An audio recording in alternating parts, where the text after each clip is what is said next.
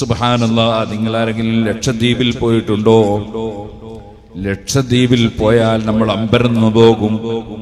ചെറിയ നാട്, 2-3 കിലോമീറ്റർ മാത്രമുള്ള നാട്.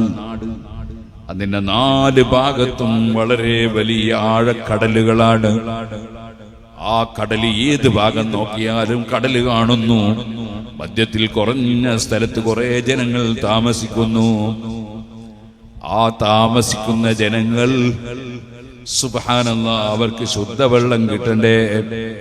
4 ഭാഗം കടലാണ്. പക്ഷേ ആ കടലിന്റെ സമീപത്ത് അവർ കിണർ കുഴിച്ചാൽ നല്ല ശുദ്ധവെള്ളം കിട്ടുന്നു. അല്ലാഹു വെച്ചു കൊടുത്ത സംവിധാനമാണ്. ഇനി സുബ്ഹാനല്ലാഹ്, നമ്മളൊക്കെ സാധാരണ വെള്ളം കിട്ടാൻ കിണർ കുഴിച്ച് താഴോട്ട് കുഴിച്ചു നോക്കലാണെങ്കിൽ, ഞാൻ വയനാട്ടിലെ വലിയ ഉയരമുള്ള മലയിലേക്ക് കയറിപ്പോയപ്പോ ആ വലിയ മലയുടെ മേലെ ആളുകളുണ്ട്. അവർക്ക് എങ്ങനെ വെള്ളം കിട്ടുമെന്ന് ചിന്തിക്കുമ്പോ കാണുന്നത് എന്താണ്? അതേ മേലെ നിന്ന് വെള്ളം പൊട്ടി താഴോട്ട് ഒലിക്കുകയാണ്. അതേ അവിടെ ആവശ്യമുള്ള വെള്ളം മേലെ തന്നെ ലഭിക്കുകയാണ്. ലോകസൃഷ്ടാവായ അല്ലാഹുവിന്റെ നിയന്ത്രണം, അവന്റെ സൃഷ്ടിപ്പ്, അവന്റെ കൊടുതി. സുബ്ഹാനല്ലാഹ്. ലക്ഷദ്വീപിൽ ചെന്നപ്പോൾ വലിയ രസം തോന്നി. കടലങ്ങനെ തന്നെ തിരമാല ചക്രിയങ്ങ് അടിച്ചിങ്ങ് വന്നാൽ ഈ നാടങ്ങ് നക്കി നശിച്ചു പോകും. പക്ഷെ അതില്ലാതിരിക്കാൻ അല്ലാഹു തആല ആ ദ്വീപിന്റെ 4 ഭാഗത്തും വലിയ പാറക്കെട്ടുകൾ, വലിയ വലിയ വലിയ പാറയുടെ കഷ്ണങ്ങൾ അല്ലാഹു തആല അവിടെ സൃഷ്ടിച്ചു വെച്ചിരിക്കുകയാണ്. 4 ഭാഗവും പാറക്കല്ല് കൊണ്ട് സുരക്ഷിതമാക്കിയിരിക്കുന്നു. ചെറിയ 2 ദ്വീപുണ്ട്.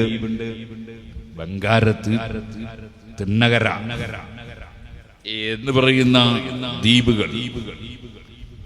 ആ ദ്വീപിനടുക്ക് ചെന്ന് നോക്കുമ്പോ അടുത്തടുത്താണ്, 2 ചെറുതാണ്. ആളുകൾ താമസം ഇല്ലാത്ത ദ്വീപാണ്. അവിടെ ടൂറിസ്റ്റുകാരൊക്കെ പോകും. ഞാനും അകത്ത് ദ്വീപിൽ നിന്ന് ഒരു ദിവസം അവിടെ കാണാൻ പോയി. അങ്ങനെ ബോട്ട് കയറി പോയി ചെന്ന് നോക്കുമ്പോ അവിടെ ഈ 2 ദ്വീപും അടുത്തടുത്ത ദ്വീപാണ്. അതുകൊണ്ട് അതിന് 2നും കൂടി ഒരൊറ്റ മതിലാണ്. 2നും കൂടി പാറക്കെട്ടുകളെ കൊണ്ടുള്ള ഒരൊറ്റ മതിലിന്റെ ഉള്ളിലാക്കി അല്ലാഹു സംരക്ഷിച്ചു. ഇങ്ങനെ ലോകത്തുള്ള മുഴുവൻ സൃഷ്ടികളെയും നമുക്കിപ്പോൾ വെള്ളം കുടിക്കാൻ കിട്ടുന്നുണ്ടല്ലോ. കിണർ കുഴിക്കുമ്പോ ആ വെള്ളം മേൽഭാഗത്ത് നിന്ന് താനേ പെയ്തിറങ്ങുകയാണ്. അത് പിന്നീട് ഭൂമിയിലെത്തിയാൽ അത് നശിച്ചു പോകാതെ സ്റ്റോർ ചെയ്യാനുള്ള സംവിധാനം അല്ലാഹു ഭൂമിയിൽ വെച്ചിരിക്കുകയാണ്. ആ സ്റ്റോർ ചെയ്യുന്നത് മണ്ണിന്റെ അടിയിലാണ്. മണ്ണ് എന്ന് പറയുന്നത് വലിയ ഫിൽട്ട് ചെയ്യുന്ന സാധനമാണ്. അതുകൊണ്ട് ആ മണ്ണിലത് സൂക്ഷിക്കുമ്പോൾ വെള്ളത്തിനൊരു കേടും വരുന്നില്ലെന്ന് മാത്രമല്ല, വെള്ളം കൂടുതൽ ശുദ്ധമാവുകയാണ്. മനുഷ്യന്റെ ജീവിതത്തിന് ആവശ്യമായ സർവ സംവിധാനങ്ങളും ചെയ്തു കൊടുത്ത റബ്ബ്, ആ റബ്ബിന്റെ പാവപ്പെട്ട അടിമ അവനൊരിക്കലും അഹങ്കാരിയാകാൻ പാടില്ല. ഞാനൊരു വലിയവനാണെന്ന് ചിന്തിക്കാൻ പാടില്ല. വലിയവൻ ഒന്നേ ഉള്ളൂ, അവനാണ് അല്ലാഹ്. ഇവിടെ അധികാരം അല്ലാഹുവിന് മാത്രമേ ഉള്ളൂ. അവന്റെ അധികാരം അവൻ നടപ്പാക്കുകയാണ്. അല്ലാഹുവിനെ സംബന്ധിച്ച് വിശ്വാസമില്ലാത്തവൻ അവൻ ചിലപ്പോ ഇങ്ങനെ വീമ്പിളക്കും. എന്ത് പഠിച്ചവനൊക്കെ ചോദിക്കും. അവനോട് നമ്മൾ ചോദിക്കുക, നിനക്ക് നിന്റെ ഹാർട്ട് നിയന്ത്രിക്കാൻ കഴിയുമോ?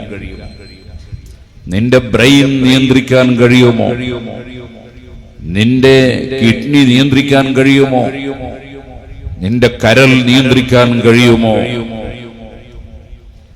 എന്തിനധികം പറയണം, നിനക്കൊരു രോഗം വന്ന് നിനക്ക് അല്പം രക്തത്തിന്റെ കുറവ് സംഭവിച്ച് നിന്റെ ശരീരത്തിലേക്ക് രക്തം കയറ്റണം എന്ന് ഡോക്ടർമാര് പറഞ്ഞാൽ ഈ രക്തം ഇന്ന് വലിയ ശാസ്ത്രം പുരോഗമിച്ച കാലം എന്നൊക്കെ പറയുന്നുണ്ടല്ലോ. എന്നാൽ ഇന്നേ വരെ രക്തം ഉൽപ്പാദിപ്പിക്കുന്ന ഒരു കമ്പനി എവിടെയെങ്കിലും തുടങ്ങിയിട്ടുണ്ടോ? രക്തം നിർമ്മിക്കുന്ന ഒരു കമ്പനി ഇല്ലല്ലോ. മറിച്ച് അല്ലാഹു തആല വേറെ ഒരു മനുഷ്യന്റെ ശരീരത്തിൽ കൊടുത്ത രക്തം എടുത്ത് ഈ രോഗിക്ക് കയറ്റുക എന്നല്ലാതെ രക്തം ഉണ്ടാക്കാനുള്ള ഒരു കമ്പനി എവിടെയും ഇന്നുവരെ തുടങ്ങിയില്ലല്ലോ. എന്ന് മാത്രമല്ല, ആ രക്തം എല്ലാവരുടേതും തുല്യമല്ല. എല്ലാവരും കഴിക്കുന്ന ഭക്ഷണം ഒന്ന് തന്നെ. എല്ലാവരും ഒരേ ഭക്ഷണം കഴിച്ച് ഒരേ നാട്ടിൽ ജീവിക്കുന്ന ആളുകൾ.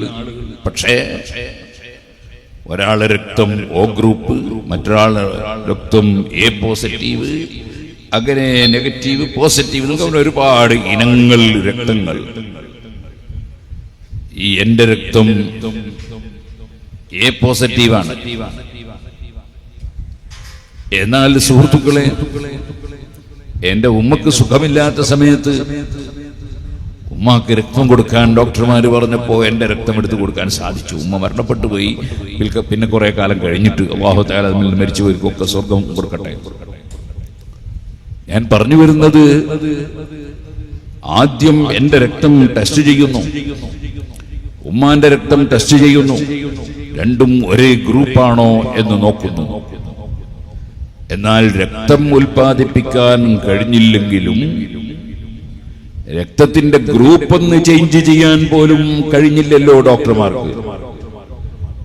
മറിച്ച് അല്ലാഹു സൃഷ്ടിച്ചത് ഉപയോഗപ്പെടുത്തുകയല്ലാതെ ഇവിടെ ആർക്കും ഒന്നും സൃഷ്ടിക്കാൻ സാധ്യമല്ല. ഖാലിഖു കുല്ലി ശൈഇ, എല്ലാറ്റിനെയും സൃഷ്ടിച്ചവനും സൃഷ്ടിക്കുന്നവനും എല്ലാം നിയന്ത്രിക്കുന്നവനും സർവാധികാരിയും സർവജ്ഞാനിയും സർവാധിപത്യമുള്ളവനും തബാറക്കല്ലദീ ബിയദിഹിൽ മുൽക്ക് വഹുവ അലാ കുല്ലി ശൈഇൻ ഖദീർ. എല്ലാ അധികാരവുമുള്ള ലോകത്തിന്റെ സൃഷ്ടാവായ അല്ലാഹ്, ആ അല്ലാഹുവിന്റെ ഇഷ്ടാനുസരണം അവൻ നിയന്ത്രിക്കുന്ന, അവന്റെ തീരുമാനപ്രകാരം മാത്രം ചലിക്കാനും അടങ്ങാനും കഴിയുന്ന മനുഷ്യൻ. ഞാൻ ഒരു മനുഷ്യനെ അടുത്ത് കണ്ടു. അദ്ദേഹത്തിന് ഇങ്ങനെ ശരീരം വിറക്കുകയാണ്. അദ്ദേഹത്തിന് കൈ അടക്കി പിടിക്കണമെന്ന് ആഗ്രഹമുണ്ട്, പക്ഷേ നടക്കുന്നില്ല. കൈ ഇങ്ങനെ വിറക്കുകയാണ്. വേറെ ഒരാൾക്ക് അദ്ദേഹത്തിന്റെ കൈയൊന്ന് ചലിപ്പിക്കണമെന്ന് ആഗ്രഹമുണ്ട്, പക്ഷേ അനങ്ങുന്നില്ല. കൈ അനക്കാൻ കഴിയുന്നില്ല. ഇങ്ങനെ നിങ്ങൾ ചിന്തിച്ചാൽ കണ്ണുള്ള എത്ര ആളുകൾ കാഴ്ചയില്ലാത്തവരുണ്ട്, കാതുള്ള എത്ര ആളുകൾ കേൾവിയില്ലാത്തവരുണ്ട്, കൈയുള്ള എത്ര ആളുകൾ പിടിക്കാൻ കഴിയാത്തവരുണ്ട്, കാലുള്ള എത്ര ആളുകൾ നടക്കാൻ കഴിയാത്തവരുണ്ട്. സുബ്ഹാനല്ലാഹ്, എല്ലാം ലോകസൃഷ്ടാവായ റബ്ബിന്റെ തീരുമാനപ്രകാരം യഫ്അലു മാ യശാ, അവൻ ഉദ്ദേശിച്ചത് അവൻ പ്രവർത്തിക്കുന്നു. അവൻ ഉദ്ദേശിച്ചത് പ്രകാരം അവൻ നിയന്ത്രിക്കുന്നു. ആ റബ്ബിന്റെ തീരുമാനപ്രകാരം അവന്റെ നിയന്ത്രണത്തിന് വിധേയമായി ജീവിക്കുന്ന മനുഷ്യൻ മുൻഫരിദും ബിൽ ഖൽഖി വത്തദ്ബീരി ജല്ല അനി ശബീഹി വന്നീരി. ആ അല്ലാഹു അല്ലാതെ സൃഷ്ടാവില്ല, ആ അല്ലാഹു അല്ലാതെ നിയന്ത്രിക്കുന്നവനില്ല. എല്ലാ വിഷയങ്ങളും നിയന്ത്രിക്കുന്ന ആരുണ്ടോ അവരുടെ മേലെ എല്ലാം നിയന്ത്രണം അല്ലാഹുവിനാണ്.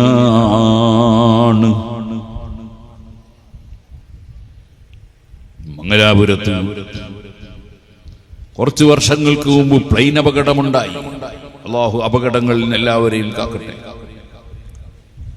അത് നിയന്ത്രിക്കുന്ന പൈലറ്റിന് എന്തേ സംഭവിച്ചത്?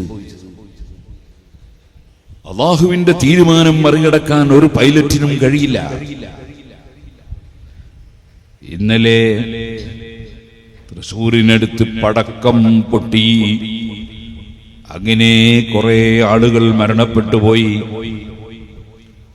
സുബ്ഹാനല്ലാഹ്, അവിടെയും ആർക്കും നിയന്ത്രിക്കാൻ കഴിയുന്നില്ല. ഇങ്ങനെ പറഞ്ഞാൽ തീരൂലല്ലോ. ഒരു ദിവസം രാത്രി സുഖസുന്ദരമായി കിടന്നുറങ്ങി വയനാട്ടിൽ ഒരു പ്രദേശത്തുള്ള ജനങ്ങൾ നേരം വെളുത്തു നോക്കുമ്പോൾ ആ മനുഷ്യരെ ഒന്നും കാണാനില്ല, അവരെ വീടുകൾ കാണാനില്ല, അവരെ സ്ഥാപനങ്ങൾ കാണാനില്ല. മുഴുവനും അതാ വെള്ളത്തിൽ മുങ്ങി നശിച്ചു ഒലിച്ച് ഭൂമിയുടെ അടിയിലേക്ക് നീങ്ങി. നിങ്ങൾക്കറിയാമല്ലോ, ആ വലിയ ദുരന്തം സംഭവിച്ച സമയത്ത് ഒരു പാവപ്പെട്ട കിഴവിയായ ഒരു സ്ത്രീ, അവൾ പർവ്വതത്തിന്റെ മേലെ ഒരു സ്ഥലത്ത് അഭയത്തിന് വേണ്ടി ചെല്ലുമ്പോൾ അവിടെ ഒരു വലിയ ആന നിൽക്കുകയാണ്. ഈ കാട്ടാന കൊന്നുകളയുമോ എന്ന് ഭയപ്പെട്ടിട്ട്, ആനെ, ഞാൻ ഇങ്ങനത്തെ ഒരു വിഷമത്തിന്ന് വരികയാണ്, എന്നെ ഒന്നും ചെയ്യല്ലേ എന്ന് ആ അമ്മയങ്ങ് വിളിച്ചു പറഞ്ഞു. ആ ആനയുടെ കാലിന്റെ അടുക്കൽ ഒന്നും ചെയ്യാതെ ആ അമ്മയെ ആന സംരക്ഷിക്കുന്നു. ആരാണ് സുഹൃത്തുക്കളെ? മനുഷ്യരുടെയും മൃഗങ്ങളുടെയും സർവ്വസൃഷ്ടികളുടെയും മനസ്സിനെ നിയന്ത്രിക്കുന്നവൻ ആരാണ്? എല്ലാം സട്ടാവായ അല്ലാഹ്.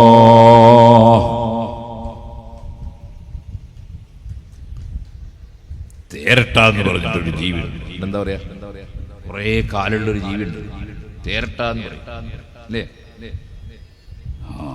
എത്ര കാലുണ്ട്, പക്ഷെ നടന്നാലെത്തൂല, മെല്ലെ പോളൂ. കാലൊരുപാടുണ്ട്, നടന്നാലെത്തൂല. ഇനി അതിനെ ഒന്ന് സ്പീഡ് കൂട്ടണമെന്ന് വിചാരിച്ചിട്ട് ഒരാൾ പോയിട്ട് തട്ടുകൊടുത്താലോ പിന്നെ തീരെ നടക്കൂല, ചുരുണ്ട അവിടെ കിടക്കും.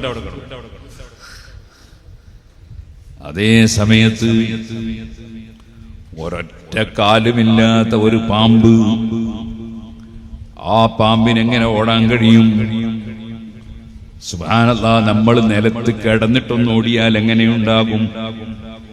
നിലത്ത് കിടന്നിട്ട് നമ്മൾ ഒരു ഓട്ടം ഓടിയാൽ എങ്ങനെയുണ്ടാകും? ശരീരത്തിലെ തോലൊക്കെ പൊളിഞ്ഞില്ലേ, രക്തമൊലിച്ചില്ലേ? എന്നാൽ ഈ പാമ്പ് ഒരൊറ്റ കാലുമില്ല, അതിനോടുന്നതിനൊരു തടസ്സവുമില്ല. ചിലപ്പോൾ അതിന്റെ പിന്നാലെ ഓടിയിട്ട് വളരെ സ്പീഡിൽ ഓടുന്ന മനുഷ്യനെ, പാമ്പിനെ അതാ തൊടാൻ കഴിഞ്ഞില്ല.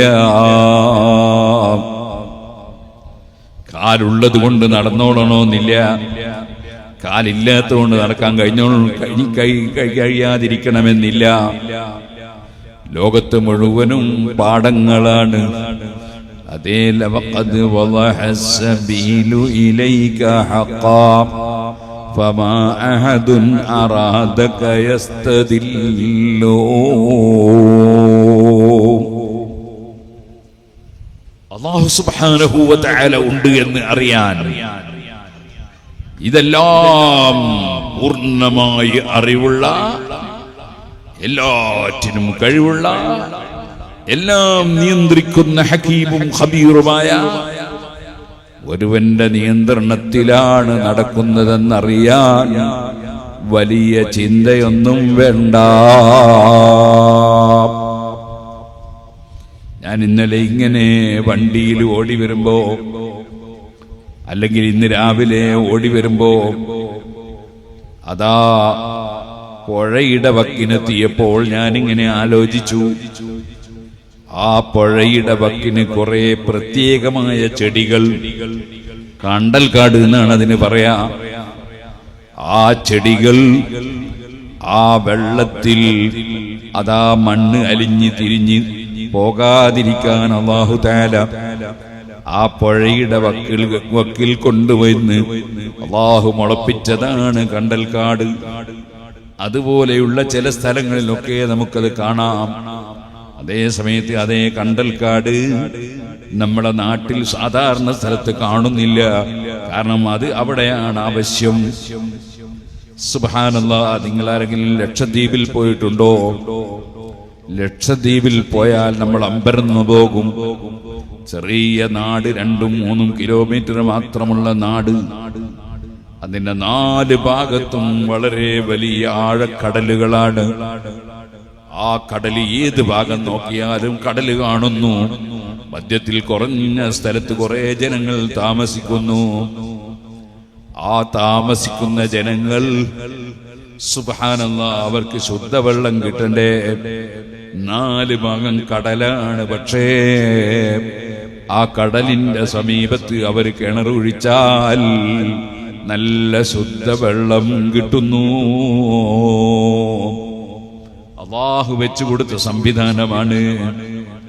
ഇനി സുബ്ഹാനല്ലാഹ്, നമ്മളൊക്കെ സാധാരണ വെള്ളം കിട്ടാൻ കിണർ കുഴിച്ച് താഴോട്ട് കുഴിച്ചു നോക്കലാണെങ്കിൽ, ഞാൻ വയനാട്ടിലെ വലിയ ഉയരമുള്ള മലയിലേക്ക് കയറിപ്പോയപ്പോ ആ വലിയ മലയുടെ മേലെ ആളുകളുണ്ട്.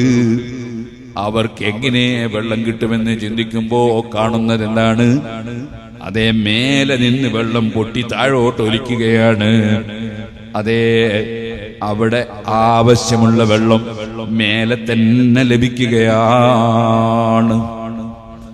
ലോകസത്താവായ അല്ലാഹുവിന്റെ നിയന്ത്രണം, അവന്റെ സൃഷ്ടിപ്പ്, അവന്റെ കൊടുതി.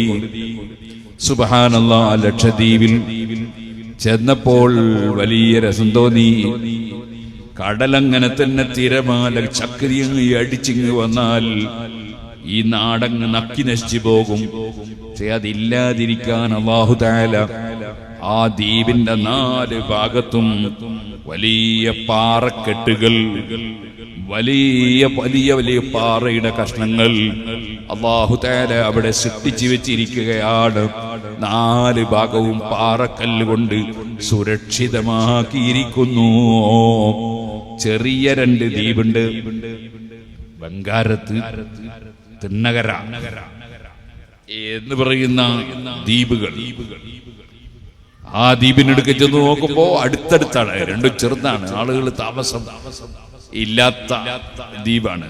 അവിടെ ടൂറിസ്റ്റുകാരൊക്കെ പോകും. ഞാനും അഗത്തി ദ്വീപിൽ നിന്ന് ഒരു ദിവസം അവിടെ കാണാൻ പോയി. അങ്ങനെ ബോട്ട് കയറി പോയി ചെന്ന് നോക്കുമ്പോ അവിടെ ഈ 2 ദ്വീപും അടുത്തടുത്ത ദ്വീപാണ്. അതുകൊണ്ട് അതിന് 2നും കൂടി ഒരൊറ്റ മതിലാണ്. 2നും കൂടി പാറക്കെട്ടുകളെ കൊണ്ടുള്ള ഒരൊറ്റ മതിലിന്റെ ഉള്ളിലാക്കി അല്ലാഹു സംരക്ഷിച്ചു. ഇങ്ങനെ ലോകത്തുള്ള മുഴുവൻ സൃഷ്ടികളെയും നമുക്കിപ്പോൾ വെള്ളം കുടിക്കാൻ കിട്ടുന്നുണ്ടല്ലോ. കിണർ കുഴിക്കുമ്പോ ആ വെള്ളം മേൽഭാഗത്ത് നിന്ന് താനേ പെയ്തിറങ്ങുകയാണ്. അത് പിന്നീട് ഭൂമിയിലെത്തിയാൽ അത് നശിച്ചു പോകാതെ സ്റ്റോർ ചെയ്യാനുള്ള സംവിധാനം അല്ലാഹു ഭൂമിയിൽ വെച്ചിരിക്കുകയാണ്. ആ സ്റ്റോർ ചെയ്യുന്നത് മണ്ണിന്റെ അടിയിലാണ്. മണ്ണ് എന്ന് പറയുന്നത് വലിയ ഫിൽട്ട് ചെയ്യുന്ന സാധനമാണ്. അതുകൊണ്ട് ആ മണ്ണിലത് സൂക്ഷിക്കുമ്പോൾ വെള്ളത്തിനൊരു കേടും വരുന്നില്ലെന്ന് മാത്രമല്ല, വെള്ളം കൂടുതൽ ശുദ്ധമാവുകയാണ്.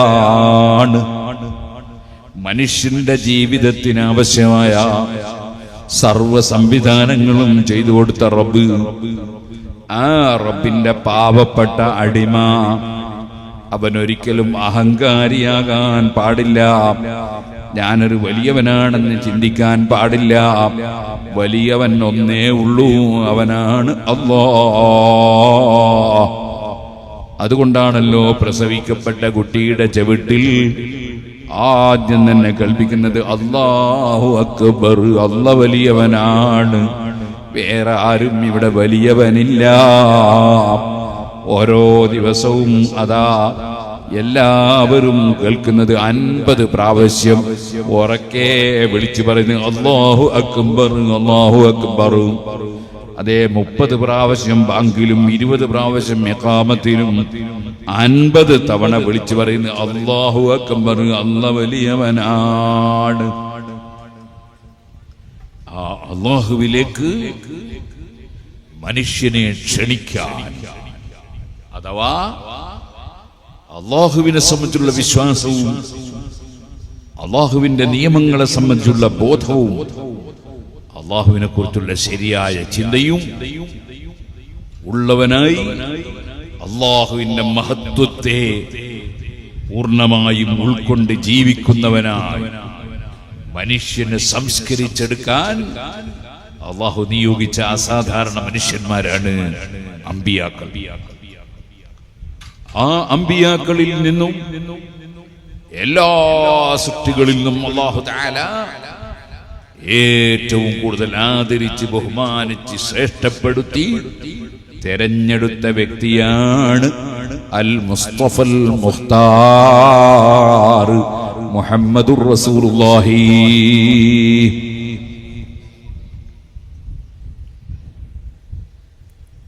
ഇന്ന് രാവിലെ മുതവൽ ക്ലാസ്സിലെ മുതഅല്ലിമീങ്ങൾക്ക് തുഹ്ഫത്തുൽ മുഹ്താജ്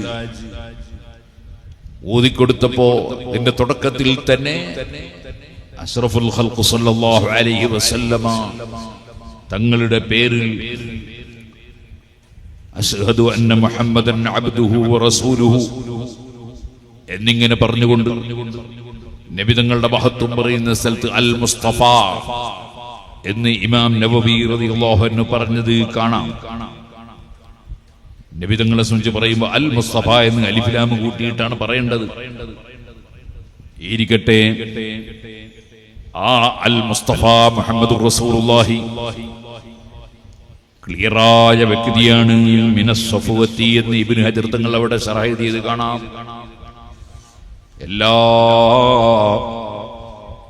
എല്ലാ പറ്റാത്ത കാര്യങ്ങളിൽ നിന്നും എല്ലാ വിഷയങ്ങളിലും 100% ക്ലിയറായ വ്യക്തിയാണ് മുഹമ്മദുർ റസൂലുള്ളാഹി സല്ലല്ലാഹു അലൈഹി വസല്ലം. അൽ മുസ്തഫ അൽ മുഖ്താർ, അല്ലാഹുവിന്റെ സൃഷ്ടികൾ മുഴുവനത്തിൽ നിന്നും അല്ലാഹു തആല തെരഞ്ഞെടുത്ത വ്യക്തിയാണ് മുഹമ്മദുർ റസൂലുള്ളാഹി സല്ലല്ലാഹു അലൈഹി വസല്ലം. അതിന്റെ തെളിവുകളൊക്കെ അവിടെ ഇബ്നു ഹജർ തങ്ങൾ പറഞ്ഞത് കാണാം. അതേ ലോകത്തുള്ള എല്ലാ സൃഷ്ടികളിലും ഏറ്റവും ശ്രേഷ്ഠരായ മുഹമ്മദുർ റസൂലുള്ളാഹി സല്ലല്ലാഹു അലൈഹി വസല്ലം, ആ നബി തങ്ങളെ ബഹുമാനിക്കുന്നവനാണ് മുഅ്മിൻ, ആ നബി തങ്ങളിൽ വിശ്വസിക്കുന്നവനാണ് മുഅ്മിൻ. ആ നബി സല്ലല്ലാഹു അലൈഹി വസല്ലം തങ്ങൾ കൊണ്ടുവന്ന ദീനുൽ ഇസ്ലാമിനെ സഹായിക്കുന്നവനാണ് മുഅ്മിൻ. ഫല്ലദീന ആമനൂ ബിഹി വഅസ്സറൂഹു വനസറൂഹു വത്തബഉ അൻ-നൂറല്ലദീ ഉൻസില മഅഹു. അല്ലാഹ് പറഞ്ഞില്ലേ, ആ നബിയെ കൊണ്ട് വിശ്വസിക്കുന്നവർ, വഅസ്സറൂഹു, ആ നബിയെ ബഹുമാനിക്കുന്നവർ, അതേ മാത്രമല്ല വനസറൂഹു, ആ നബിതങ്ങളെ സഹായിക്കുന്നവർ. നബിതങ്ങളെ സഹായിക്കൽ എങ്ങനെയാണ്? അവിടുന്ന് അധ്വാനിച്ച് പോറ്റി വളർത്തിയ പരിശുദ്ധ ഇസ്ലാം ഉണ്ടല്ലോ, ആ ഇസ്ലാമിന് വേണ്ടി അവിടുത്തെ മുൻപല്ല് പൊട്ടിത്തെറിച്ചിട്ടുണ്ട്, തലയിൽ നിന്ന് രക്തം വെട്ടി ഒലിച്ചിട്ടുണ്ട്, കാലിൽ നിന്ന് രക്തം വെട്ടി ഒലിച്ചിട്ടുണ്ട്, നാടും വീടും വിട്ട് മറ്റൊരു നാട്ടിലേക്ക് പോകേണ്ടി വന്നിട്ടുണ്ട്. അതെ, അങ്ങനെ എന്തെല്ലാം സംഭവങ്ങൾ അവിടുത്തെ ജീവിതത്തിൽ കഴിഞ്ഞുപോയി. അതെല്ലാം എന്തിനു വേണ്ടിയായിരുന്നു? അല്ലാഹുവിന്റെ ദീൻ ഇവിടെ പ്രചരിപ്പിക്കാനായിരുന്നു. ആ ദീൻ ഇവിടെ നിലനിർത്തുന്നതിനും പ്രചരിപ്പിക്കുന്നതിനും സഹായിച്ചാൽ ഹബീബ് നബി തങ്ങളെ സഹായിച്ചവനായി.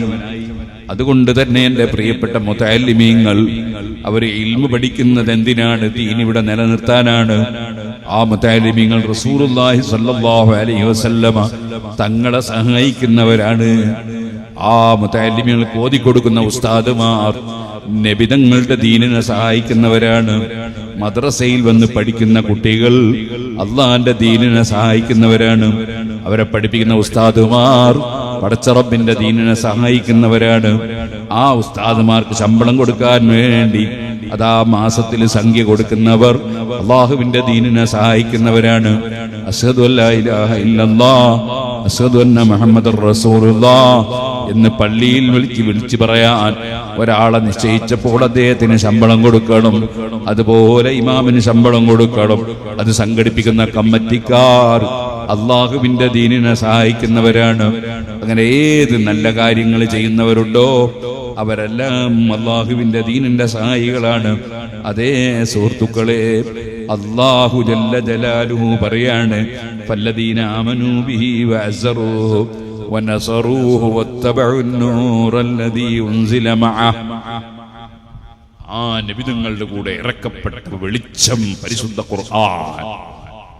ആ ഖുർആൻ അനുസരിച്ച് ജീവിക്കുന്നവർ നാല് കാര്യം, ഫൗലൈക ഹുമുൽ മുഫ്ലിഹൂൻ, അവരാണ് വിജയിച്ചവർ.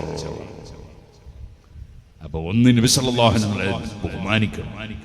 നബിതങ്ങളെ ശരിക്കും ബഹുമാനിക്കുമ്പോ നബിതങ്ങൾ പറഞ്ഞതിനെതിരെ ഒന്നും ചെയ്യൂല. നബി സല്ലല്ലാഹു അലൈഹി വസല്ലം തങ്ങൾ പറഞ്ഞു, സല്ലൂ കമാ റഅയ്തുമുനി ഉസല്ലി, ഞാൻ എങ്ങനെ കണ്ട് ഞാൻ നിസ്കരിക്കുന്നത് എങ്ങനെയാണോ നിങ്ങൾ കണ്ട് മനസ്സിലാക്കിയത് അതുപോലെ നിസ്കരിക്കണം. ഈ ഹദീസ് ധരിച്ചുകൊണ്ട് ഇമാം നവവി റളിയല്ലാഹു അൻഹു പറഞ്ഞു, വെള്ളിയാഴ്ച ദിവസം അറബിയിൽ ഖുതുബ ഓതിയിട്ട് അറബിയിൽ ജുമാ നിസ്കരിക്കണം. കാരണം നബി സല്ലല്ലാഹു അലൈഹി വസല്ലം പറഞ്ഞില്ലേ, ഞാൻ നിസ്കരിച്ച പോലെ നിസ്കരിക്കണം. നബി തങ്ങൾ അറബി ഭാഷയിൽ മാത്രം ഖുതുബ ഓതി അറബിയിൽ മാത്രമാണ് ജുമാ നിസ്കരിച്ചത്. അപ്പൊ പിന്നെ ജുമാ നിസ്കാരത്തിനൊരു ഭാഷ, ഖുതുബക്ക് വേറൊരു ഭാഷയാക്കിയ നബി തങ്ങൾ പറഞ്ഞ പോലെ ആയില്ല. നബി തങ്ങളെ അനുസരിച്ചില്ല. നബി സല്ലല്ലാഹു അലൈഹി വസല്ലം നിസ്കരിച്ച പോലത്തെ നിസ്കാരമായില്ല. അപ്പൊ അറബിയിൽ മാത്രം ഖുതുബ ഓതി അറബിയിൽ മാത്രം ജുമാ നിസ്കരിക്കുമ്പോഴേ നബി സല്ലല്ലാഹു അലൈഹി വസല്ലം തങ്ങളെ അനുസരിച്ചവനാവുള്ളൂ, നബി തങ്ങളെ ബഹുമാനിച്ചവനാവുള്ളൂ. സുബ്ഹാനല്ലാഹ്, ഒരാള് വിവരമില്ലാതെ എങ്ങനെ യാത്ര പോകുമ്പോ വെള്ളിയാഴ്ച ഉച്ചക്കൊരു പള്ളി കണ്ട്, ആ പള്ളി യാത്രക്കാരനായതുകൊണ്ട് അയാളുടെ നീണ്ട യാത്രയില്ല, ബാക്ക് ജുമാ ഉജൂബില്ല. അപ്പൊ അദ്ദേഹം ഏതായാലും ളുഹർ നിസ്കരിക്കണമെന്ന് വിചാരിച്ചിട്ട്, നിസ്കാര പള്ളിയാണെന്ന് വിചാരിച്ചു, ജുമാ ഇല്ലാത്ത പള്ളിയായിരിക്കും വിചാരിച്ച് കയറി നോക്കുമ്പോ അതൊരു സലഫിന്റെ പള്ളി. അവിടെ നോക്കുമ്പോ അവരൊരു മീറ്റിങ്ങും പ്രസംഗവും ഉണ്ട്. മീറ്റിങ്ങിലല്ലേ പ്രസംഗിക്കുക, അല്ലാതെ ജുമാക്ക് ഖുത്ബല്ലേ ചെയ്യുക. അവർ പ്രസംഗിക്കുകയാണ് മെമ്പർമാർ. എന്നിട്ട് ഒരു മീറ്റിങ്ങും ഒരു പരിപാടി. അങ്ങനെ ആ മലയാളത്തിലുള്ള പ്രസംഗം കേട്ട് അവരെ കൂടെ ഇവൻ ജുമയാണെന്നും വിചാരിച്ച് നിസ്കരിച്ചാൽ അവൻ ളുഹർ പിന്നെ മാറ്റിക്കിരിക്കണം. എന്താ സംശയം? അത് ജുമയല്ലല്ലോ, അത് ജുമയല്ലല്ലോ, അത് മീറ്റിംഗും പ്രസംഗമല്ലേ, അത് നിസ്കാരാണെങ്കിൽ ഷർത്തൊക്കെ ഉണ്ട്. അവിടുത്തെ മറക്കാതെ നിസ്കരിച്ചാൽ നിസ്കാരം ശരിയാവും, പൊതു കൊടുക്കാണ്ട് നിസ്കരിച്ചാൽ നിസ്കാരം ശരിയാവും. ഇതുപോലെ ഖുതുബ ശരിയായ ഖുതുബ ഓതാതെ നിസ്കരിച്ചാൽ നിസ്കാരാവോ? അതുകൊണ്ട് തന്നെ ആ വ്യക്തി എന്ത് വേണം?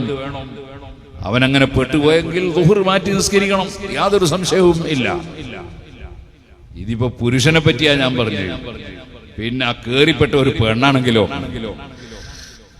എന്നാ പിന്നെ പറയുകയും വേണ്ട. അവള് വേണ്ടാത്ത വിഷയത്തിൽ കയറിയതാ.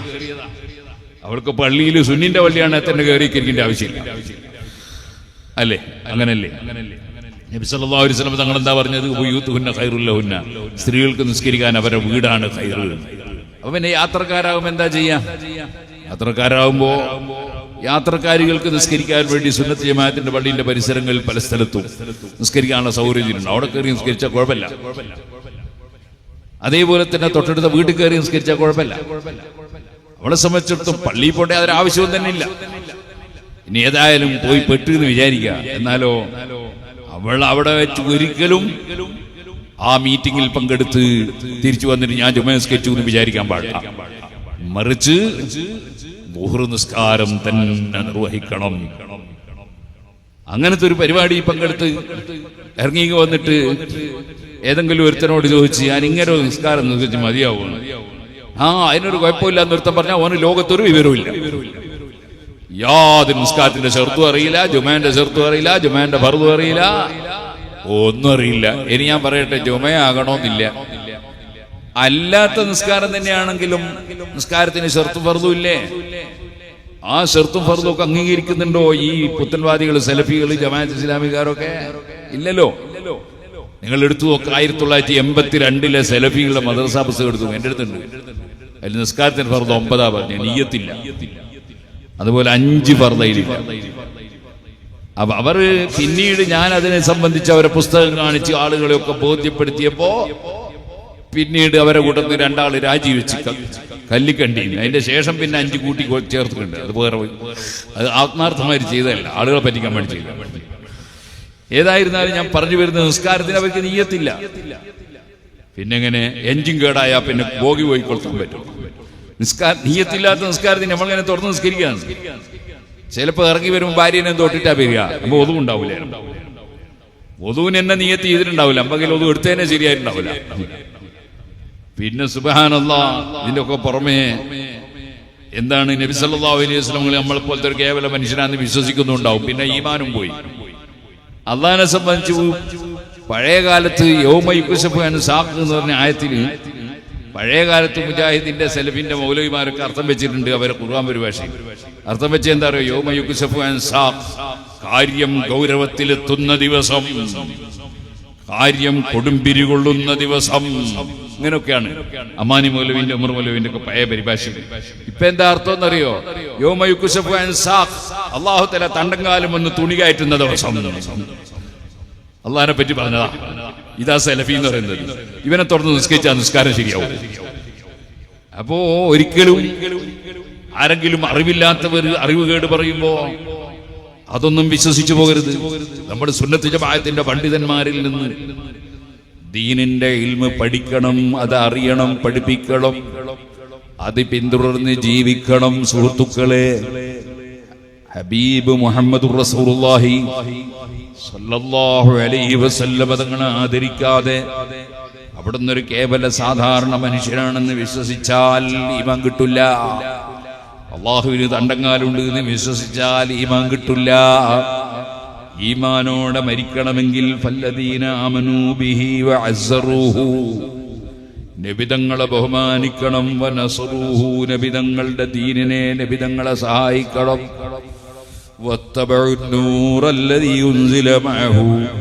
നബിതങ്ങളെ കൂടെ അല്ലാഹു തആല ഇറക്കി കൊടുത്ത ഖുർആൻ അംഗീകരിക്കണം. ഓ പ്രിയപ്പെട്ട സഹോദരിമാരെ, സ്ത്രീകളോട് എന്താണ് അല്ലാഹുവിന്റെ കൽപ്പന? വഖർന ഫീ ബുയൂതികുന്ന വലാ തബറജ്ന തബറജൽ ജാഹിലിയ്യത്തുൽ ഊലാ വഅഖിംന സ്വലാഹ്.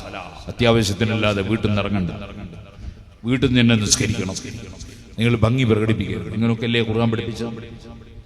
ഇപ്പൊ സുബ്ഹാനല്ലാഹ്, ഇനിയിപ്പോ മെയ് 5 വേണ്ടി കാത്തുക്കാണ് പലരും. ഇലക്ഷന്റെ റിസൾട്ട് വരാൻ. റിസൾട്ടിങ് ഇത് കേരളവും കർണാടകവും ഒന്നും എനിക്കറിയില്ല, കേരളം ആണെങ്കിലും ഞാൻ പറയില്ല.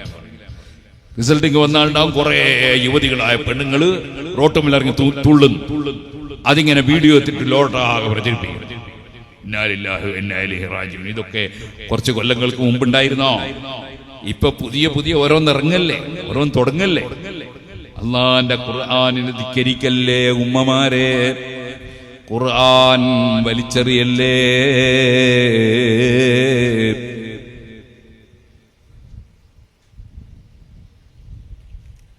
പരിശുദ്ധ ഖുർആൻ അംഗീകരിക്കാതെ ജീവിക്കുന്ന കക്ഷികൾ, സുബ്ഹാനല്ലാഹ്, യാ ലൈതനി തഖൗതു മഅർ റസൂലി സബീലാ, ഞാൻ അല്ലാഹുവിന്റെ റസൂലിനെ പിന്തുടർന്ന് ജീവിച്ചെങ്കിൽ എത്ര നന്നായിരുന്നു എന്ന് വിചാരിക്കുന്ന ഒരു ദിവസം അല്ലാഹുവിന്റെ കോടതിയിലുണ്ട്. ഇത്തഖദൂ ഹാദൽ ഖുർആന മഹ്ജൂറാ, ഈ ഖുർആൻ ഇവർ അംഗീകരിച്ച് ജീവിച്ചില്ല അല്ലാഹ് എന്ന് ഹബീബ് നബി തങ്ങൾ കംപ്ലൈന്റ് പറയുന്ന ഒരു ദിവസം വരാനുണ്ട്. അതുകൊണ്ട് ഖുർആൻ അനുസരിച്ച് ജീവിക്കണം. നബിതങ്ങളുടെ ഉപദേശങ്ങൾ ജീവിതത്തിൽ പകർത്തണം. അത് നന്നായി പഠിച്ച ഇമാമീങ്ങൾ പഠിപ്പിച്ചതുപോലെ പരിശുദ്ധ ദീനിനെ മനസ്സിലാക്കണം. അതേ സൽക്കർമ്മങ്ങളിൽ അതിപ്രധാനമാണ്. ഇന്നല്ലാഹ വ മലായികതഹു യുസല്ലൂന അലൻ നബിയ്യ് യാ അയ്യുഹല്ലദീന ആമനൂ സല്ലൂ അലൈഹി വസല്ലിമൂ തസ്ലീമാ.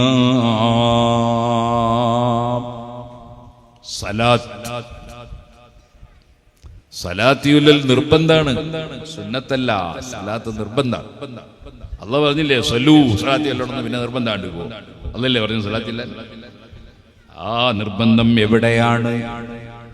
നിസ്കാരത്തിൽ സലാത്തിയുൽ നിർബന്ധമാണ്. ഖുതുബയിൽ സലാത്തിയുൽ നിർബന്ധമാണ്. അതേ ഖുതുബ കേവലം ഒരു പ്രസംഗമല്ലല്ലോ. ഖുതുബയിൽ സലാത്തിയുൽ നിർബന്ധമാണ്. അതുപോലെ മയ്യിത്ത് നിസ്കാരത്തിൽ സലാത്തിയുൽ നിർബന്ധമാണ്. അഷ്റഫുൽ ഖൽഖ് സല്ലല്ലാഹു അലൈഹി വസല്ലമ തങ്ങളുടെ പേര് കേൾക്കുമ്പോൾ നിർബന്ധമായും സലാത്ത് ചൊല്ലേണ്ടതാണ്. ഓ സുഹൃത്തുക്കളെ, അവിടുത്തെ പേര് ഓർമ്മിക്കുമ്പോൾ തന്നെ അല്ലാഹുമ്മ സല്ലി വസല്ലിം അലൈഹി സലാത്ത് ചൊല്ലൽ സുന്നത്താണ്. അതേ നിസ്കാരം ഫർളും സുന്നത്തും ഉള്ളതുപോലെ, നോമ്പ് ഫർളും സുന്നത്തും ഉള്ളതുപോലെ, ഹജ്ജ് ഫർളും സുന്നത്തും ഉള്ളതുപോലെ, അതേ ധർമ്മം ഫർളും സുന്നത്തും ഉള്ളതുപോലെ സലാത്ത് ഫർളും സുന്നത്തുമുണ്ട്. അല്ലാത്ത ഏത് സമയങ്ങളിലും സലാത്ത് സുന്നത്ത് തന്നെയാണ്, പുണ്യമാണ്. എന്നാൽ ദുആ തുടങ്ങുമ്പോൾ പ്രത്യേകം സുന്നത്താണ്, ദുആ തീരുമ്പോൾ പ്രത്യേകം സുന്നത്താണ്. രണ്ടാളുകൾ ഒരുമിച്ച് മീറ്റ് ചെയ്യുമ്പോൾ പ്രത്യേകം സലാത്ത് സുന്നത്താണ്. ആളുകൾ അസ്സലാമു അലൈക്കും വലൈക്കും അസ്സലാം റഹ്മത്തുള്ളാഹി കയ്യും പിടിച്ചിട്ട് അല്ലാഹുമ്മ സല്ലി അലാ മുഹമ്മദ്. അതേ മീറ്റ് ചെയ്യുമ്പോൾ സലാത്ത് സുന്നത്തുണ്ട്, വിട്ട് പിരിയുമ്പോൾ സലാത്ത് സുന്നത്തുണ്ട്. അതുകൊണ്ടാണ് 3 സലാത്തോടെ പിരിച്ചു വിട്ടു എന്ന് പറയുന്നത്. വിട്ട് പിരിയുമ്പോൾ സലാത്ത് സുന്നത്തുണ്ട്. അങ്ങനെ പ്രത്യേകം സലാത്ത് സുന്നത്തുള്ള ധാരാളം സ്ഥലങ്ങളുണ്ട്. പള്ളിയിൽ കയറുമ്പോൾ പ്രത്യേകം സലാത്ത് സുന്നത്തുണ്ട്. എന്നാൽ എന്റെ ഉമ്മത്തുകളിൽ ഞാനുമായി ഏറ്റവും ബന്ധപ്പെട്ട ആള് ആരാണ്? അക്സറുഹും അലയ്യ സലാ, ഏറ്റവും കൂടുതൽ എന്റെ പേരിൽ സലാത്ത് ചൊല്ലുന്നവനാണ് മുഹമ്മദുർ റസൂലുള്ളാഹി. ഇവിടെ സലാത്തിന്റെ വാർഷികമാണെന്ന് പറഞ്ഞു. ധാരാളം സലാത്ത് ഓരോ ദിവസവും ചൊല്ലാൻ വേണ്ടി ശ്രമിക്കണം. വെറും സലാത്തിന്റെ സാസിൽ മാത്രം ചൊല്ലിയാൽ പോരാ. ഒരു ചെറിയ സലാത്ത് ഞാൻ പറയാം. ഒരു 100 സലാത്ത് ദിവസം പതിവാക്കണം. അതിനാകെ 8 മിനിറ്റ് മതി, അല്ലേ 10. اللهم صل على سيدنا محمد وعلى آله وصحبه وسلم. അതിലെന്തെല്ലുണ്ട്? സലാത്തുണ്ട്, നബി തങ്ങളുടെ മദ്ഹുണ്ട്. നിങ്ങളുടെ മദ്ഹ അലാ സയ്യിദിന എന്ന് പറഞ്ഞു. നബി സല്ലല്ലാഹു അലൈഹി വസല്ലമയുടെ സറഫാക്കപ്പെട്ട മുഹമ്മദ് എന്ന പേരുണ്ട്. വഅലാ ആലിഹി, നബിയുടെ കുടുംബത്തിന്റെ പേരിലും സലാത്തുണ്ട്. അതും സുന്നത്താണല്ലോ. വസഹബിഹി, നബി തങ്ങളുടെ സഹാബികളെയും ഉൾപ്പെടുത്തുന്നുണ്ട്. ശിയാക്കളെ പോലല്ല. ശിയാക്കൾ സഹാബത്തിനെ അംഗീകരിക്കില്ല. സിദ്ദീഖ് റളിയല്ലാഹു അൻഹുവിനെ കുറ്റം പറയും, ഉമർ ഇബ്നു ഖത്താബിനെ കുറ്റം പറയും, ഉസ്മാൻ റളിയല്ലാഹു അൻഹുവിനെ നിസ്സാരപ്പെടുത്തും. അത് ശരിയായ ഇസ്ലാമല്ല. ഓ സുഹൃത്തുക്കളെ, സഹാബത്തിന്റെ പേരിലും സലാത്ത് വേണം. വസല്ലിം, സല്ലൂ അലൈഹി വസല്ലിമൂ, സലാത്ത് ചൊല്ലണമെന്ന് പറഞ്ഞ അതേ ഖുർആൻ സലാമും ചൊല്ലാൻ പറഞ്ഞിട്ടുണ്ടല്ലോ. ആ സലാമും ഇപ്പോൾ ചൊല്ലിയ ഈ സലാത്തിലുണ്ട്. സുഹൃത്തുക്കളെ, ആ സലാത്ത് ഏറ്റവും ചുരുങ്ങിയതൊരു 100 തവണ ദിവസേന ചൊല്ലണമെന്നും ഉറങ്ങുന്നതിന് മുമ്പ് ഒരു 100 സലാത്ത് ചൊല്ലിയിട്ടേ ഞാൻ ഉറങ്ങുകയുള്ളൂ എന്ന് തീരുമാനമെടുത്താൽ നമുക്കതും ചൊല്ലി അങ്ങ് കിടക്കാമല്ലോ. അതിന് പരിശ്രമിക്കണമെന്നും നിങ്ങളോട് ഓർമ്മപ്പെടുത്തി എല്ലാവരും എഴുന്നേറ്റുന്നൊരു സലാത്തില്ല. അല്ലാഹുമ്മ സല്ലി അലാ സയ്യിദിനാ മുഹമ്മദിൻ വഅലാ ആലിഹി വസ്സഹബിഹി വസല്ലിം. അങ്ങനെ നിങ്ങളൊന്ന് വേണേ വാച്ച് നോക്കിക്കോ. ചുരുങ്ങിയ സമയം, ചുരുങ്ങിയ സെക്കൻഡ് മതി. 10 മിനിറ്റ് കൊണ്ട് നമുക്ക് 100 സ്വലാത്ത് എന്തായാലും ചൊല്ലാൻ പറ്റും. അങ്ങനെ ഒരു 10 മിനിറ്റ് ഉറങ്ങുന്നതിന് മുമ്പ് നമ്മളെ പ്രിയപ്പെട്ട നേതാവ് മുഹമ്മദ് റസൂലുള്ളാഹി ആ നബി തങ്ങളുടെ മുഖം നമുക്ക് കാണണം. ആ നബി സല്ലല്ലാഹു അലൈഹി വസല്ലമയുടെ കൊടിക്കീഴിൽ പോയി ഒരുമിച്ച് കൂടണം. അവിടുത്തെ ശറഫാക്കപ്പെട്ട മുഖം കാണാൻ സാധിക്കണം. അവിടുത്തെ ശഫാഅത്ത് കൊണ്ട് നമുക്ക് രക്ഷപ്പെടണം. അവിടുന്ന് സ്വർഗത്തിന്റെ ഉദ്ഘാടനം ചെയ്യാൻ വരുമ്പോ അന അവ്വലു മൻ യുഹർരികു ഹൽഖൽ ജന്ന, സ്വർഗത്തിന്റെ വട്ടക്കണ്ണി പിടിച്ചു കുലുക്കി ആദ്യം ഉദ്ഘാടനം ചെയ്യുന്നവൻ ഞാനാണ് എന്ന് പറഞ്ഞില്ലേ? ആ ഉദ്ഘാടനത്തിൽ നമുക്ക് പങ്കെടുക്കാൻ സാധിക്കണം. അതിന് ഹബീബ് നബി സല്ലല്ലാഹു അലൈഹി വസല്ലം തങ്ങളോടുള്ള സ്നേഹാദരവ് വർദ്ധിപ്പിക്കുകയും അവിടുത്തെ പേരിൽ സ്വലാത്ത് ധാരാളം ചൊല്ലുകയും വേണമെന്ന് എന്നോടും നിങ്ങളോടും വസിയ്യത്ത് ചെയ്ത് ഞാൻ എൻ്റെ വാക്കുകൾ നിർത്തട്ടെ. എല്ലാവരും ഇരിക്കണം. അല്ലാഹുവേ, ഞങ്ങളെ ഈ മജ്‌ലിസും ഈ പരിപാടിയും ഇവിടെയുള്ള ദീനീ സ്ഥാപനങ്ങളും പള്ളിയും മദ്രസയും എല്ലാം ആഖിറത്തിൽ ഉപകരിക്കുന്ന അമലായി ഖബൂൽ ചെയ്യണം റഹ്മാനേ. എന്റെ പ്രിയപ്പെട്ട സ്നേഹിതൻ അമാനി മക്കയിൽ നിന്ന് പറഞ്ഞതാണ് ഇവിടുത്തെ ഈ പരിപാടി. അപ്പൊ ഞാനത് ഏറ്റു. അത് എലക്ഷൻ വന്നിട്ട് മാറ്റേണ്ടി വന്നു. ഇന്നത്തെ ദിവസം അല്ലാഹു തആല നിശ്ചയിച്ച സമയത്തല്ലേ എല്ലാം നടക്കുക.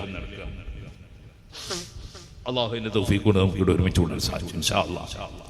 ശേഷം നല്ല വാദ് ഇസ്ലാം ഉസ്താദും മറ്റു ഉസ്താദുമാരൊക്കെ പറയും. എല്ലാം കേട്ടിട്ടേ നിങ്ങൾ പോകാവൂ. ഞാൻ ബറക്കത്തിന് വേണ്ടി മാത്രം കുറഞ്ഞ സമയം സംസാരിച്ചതാണ്. അല്ലാഹു തആല നമ്മളെ എല്ലാ വാക്കുകളും പ്രവൃത്തികളും കബൂൽ ചെയ്യുമാറാകട്ടെ. സാധാരണ നിലക്ക് വാദ് തുടങ്ങുന്ന സമയം അതിനേ ഉള്ളൂ.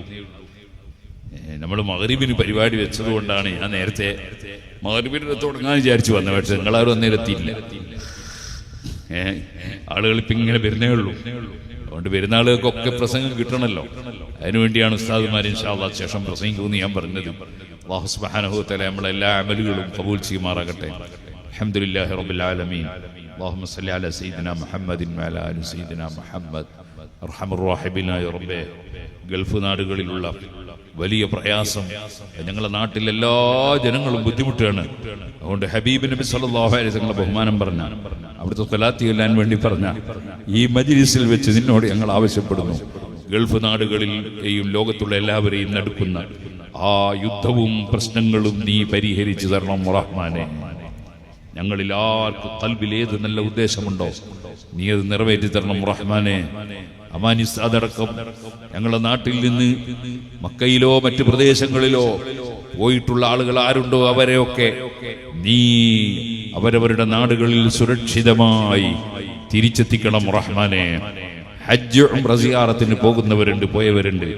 അവർക്കെല്ലാം നിന്റെ സംരക്ഷണം നൽകി നീ പൊരുത്തപ്പെട്ട നിലക്കുള്ള അമല് ചെയ്ത് തിരിച്ചു വരാൻ തൗഫീഖ് തരണം റഹ്മാനെ. ഞങ്ങൾക്കും ജീവിതത്തിൽ പലതവണ അതിന് ഭാഗ്യം തരണം റഹ്മാനെ. ഞങ്ങളെ ഖൽബിൽ എന്തുദ്ദേശമുണ്ടോ? ഞാനിവിടെ വന്നപ്പോൾ സിറാജുൽ ഹുദയിലേക്ക് നേർച്ച ഏൽപ്പിച്ചവരുണ്ട്. ഞങ്ങളെ സ്ഥാപനങ്ങളിലേക്ക് നേർച്ച ചെയ്തവരാരുണ്ടോ? സദഖ നൽകുന്നവരുണ്ടോ? ഈ മഹത്തായ സ്ഥാപനങ്ങൾ നടത്തുന്നതിന് സഹായിച്ച ആരുണ്ടോ? എല്ലാവരുടെയും ഖൽബിലെ ഖൈറായ ഉദ്ദേശങ്ങൾ നീ നിറവേറ്റണം റഹ്മാനെ. രോഗികളെ രോഗങ്ങൾ സുഖപ്പെടുത്തണം റഹ്മാനെ. ഗർഭിണികൾക്ക് സുഖപ്രസവം നൽകണം റഹ്മാനെ. മക്കളില്ലാത്തവർക്ക് ഖൈറായ മക്കളെ നൽകണം റഹ്മാനെ. ബിസിനസ്സുകളിലും ജോലികളിലും യാത്രകളിലും അധ്യാപനങ്ങളിലും പഠനങ്ങളിലും കൃഷികളിലും ഏത് വഴി തേടുന്നുണ്ടോ മഈശത്തിന്, അതെല്ലാം ഖൈറിലും ബറക്കത്തിലുമാക്കണം റഹ്മാനെ. അവസാനം ലാ ഇലാഹ ഇല്ലല്ലാഹ് എന്ന കലിമ ചൊല്ലി സന്തോഷത്തോടെ മരിക്കാൻ ഭാഗ്യം തരണം റഹ്മാനെ. ربنا تقبل منا إنك أنت السميع العليم وتب علينا إنك أنت التواب الرحيم. آمين برحمتك يا أرحم الراحمين. وصلى الله على سيدنا محمد وآله وصحبه أجمعين والحمد لله رب العالمين.